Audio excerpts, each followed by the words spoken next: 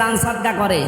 এরা রসুলের 13 বছরের জীবনী শুনতে চায়, কিন্তু বাকি 10 বছরের জীবনী শুনতে গেলে ওদের চুলকানি ওঠে। যে মোহাম্মদুর রাসূলুল্লাহর মক্কার জীবনে 13 বছর অত্যাচারিত হয়েছিলেন, ওই মোহাম্মদুর রাসূলুল্লাহ 10 বছর মদিনায় রাষ্ট্র চালিয়েছিলেন। নবীজি তো 13 বছর, আর আমরা মনে হয় যে 15 বছর পার করে ফেলেছি। কথা বলেন।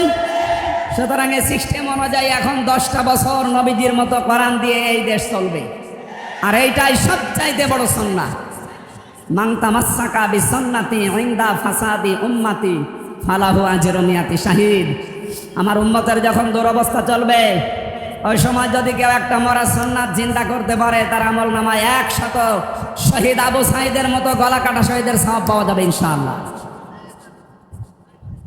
একজন আবু সাঈদ নিয়ে যদি এদের স্বাধীন হয়ে যায়, 100 গলা কাটা শহীদের সওয়াব নিয়ে কিয়ামতে উঠতে পারবেন, যদি কোরআন এই দেশে কায়েম হয়ে যায়। হ্যাঁ, কথা বলেন না কেন? এটা নফল না, মুস্তাহাব না, মুবাহ না, সুন্নাত না, এটা ফরজ। পৃথিবীর যত নবী আল্লাহ পাঠিয়েছেন, 2 জন নবীকে তো আল্লাহ রাজত্বই দিয়েছিলেন, হযরত দাউদ নবী, সুলাইমান নবী আলাইহিস সালাম। বাকি যত নবীর জীবনী আমি পড়েছি, প্রত্যেক নবীর জীবনের ভীষণ এইটা ছিল আনাকিমুদ্দিন, যে জমিনে দিন কায়েম করা লাগবে।